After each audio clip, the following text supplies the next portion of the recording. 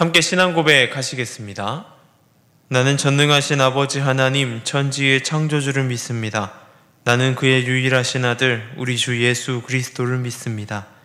그는 성령으로 잉태되어 동정녀 마리아에게서 나시고 본디오 빌라도에게 고난을 받아 십자가에 못 박혀 죽으시고 장사된 지 사흘 만에 죽은 자 가운데서 다시 살아나셨으며 하늘에 오르시어 전능하신 아버지 하나님 우편에 앉아 계시다가 거기로부터 살아있는 자와 죽은 자를 심판하러 오십니다.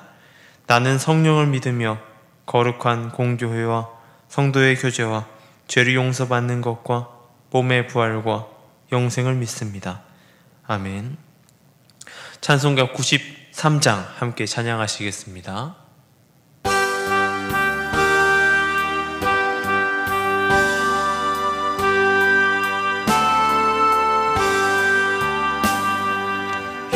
예수는 나의 힘이요 내 생명 되시니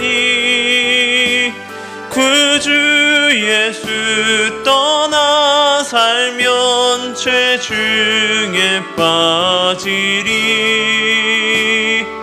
눈물이 앞을 가리고 내 맘에 근심 쌓일 때 위로하고 힘주실리 주 예수.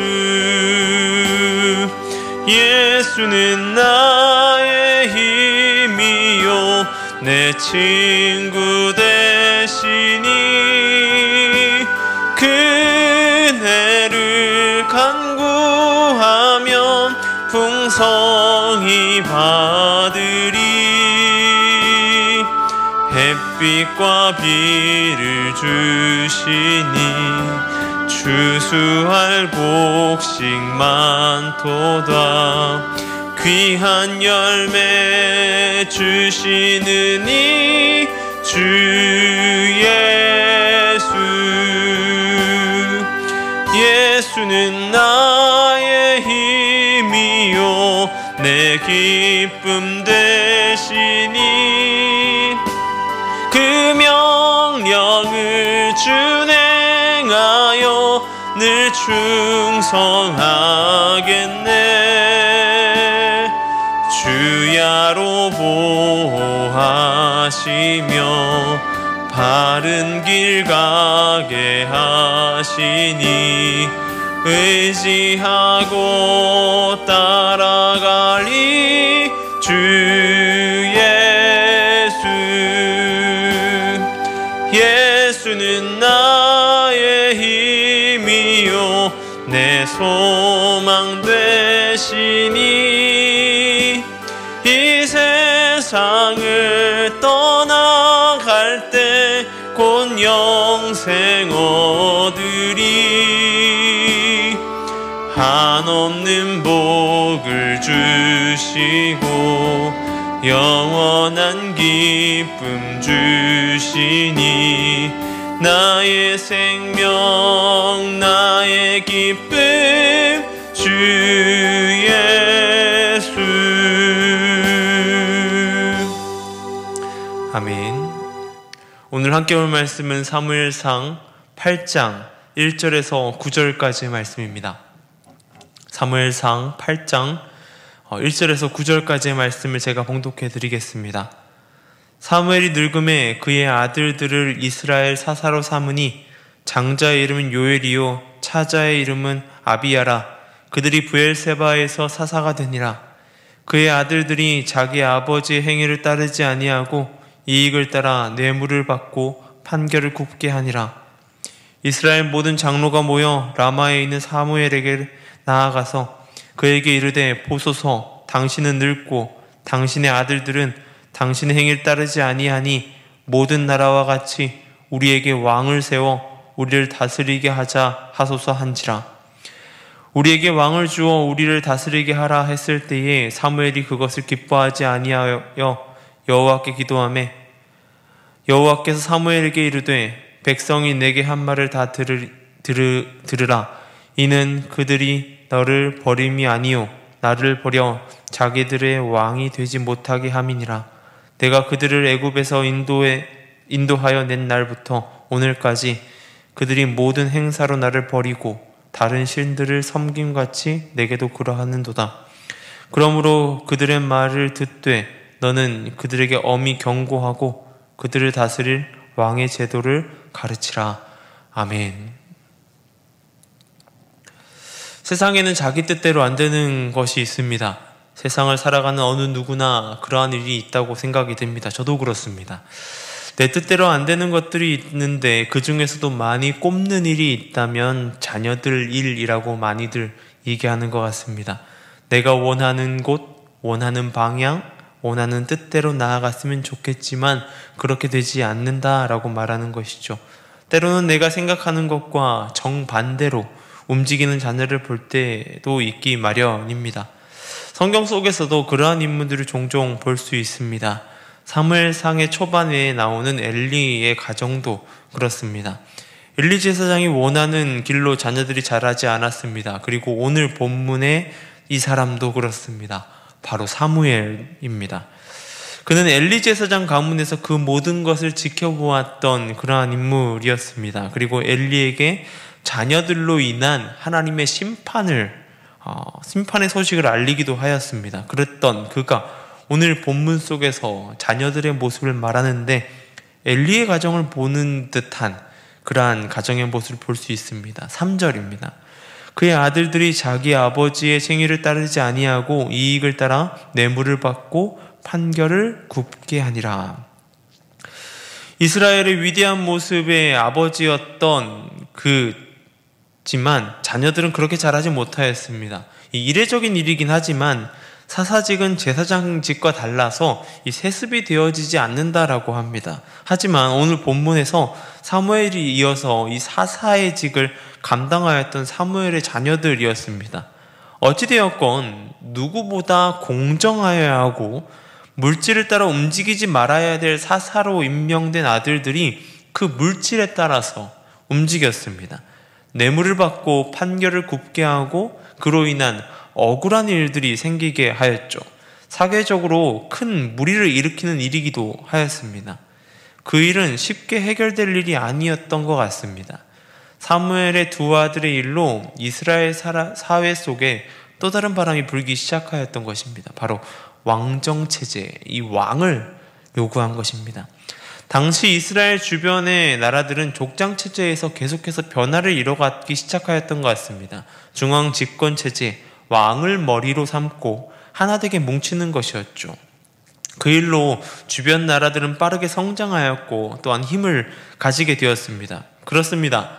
누군가를 중심으로 하나로 뭉친다는 것은 큰 힘을 가지게 됩니다. 운동 경기 중 단체로 다른 팀과 경쟁하는 운동들을 보게 되면 가장 중요한 점이 강력한 리더십으로 하나가 되는 것입니다. 그것이 아니면 쉽게 패해버리기 때문입니다. 이스라엘 주변국들이 그러했습니다.